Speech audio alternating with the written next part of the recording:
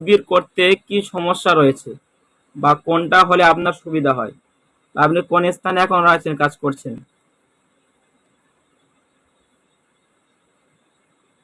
আসসালামু আলাইকুম ওয়া রাহমাতুল্লাহ। ওয়ালাইকুম আসসালাম ওয়া রাহমাতুল্লাহ। জি উস্তাদ, আমি এখন আমার পেশা আমি ডাক্তারি করি, হোমিওপ্যাথিক ডাক্তারি করি। আলহামদুলিল্লাহ। আর পাশাপাশি এই লাইনে আমি বেশি দিন না, অল্প কয়দিন, তো আমি কাজ বেশি একটা ভালো বুঝি না।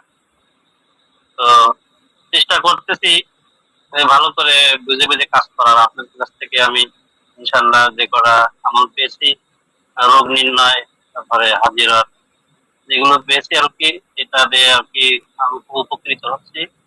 বেশ ভালো বুঝতেছি আর কি। টুকটাক আর কি কাজ করি, মোটামুটি উপকৃত হচ্ছে আর কি। যাক আলহামদুলিল্লাহ। আচ্ছা, সবাইয়ের সম্ভাবনা রকম জিজ্ঞেস করা, আমরা তো আবার আবার প্রশ্ন উত্তরে যাব।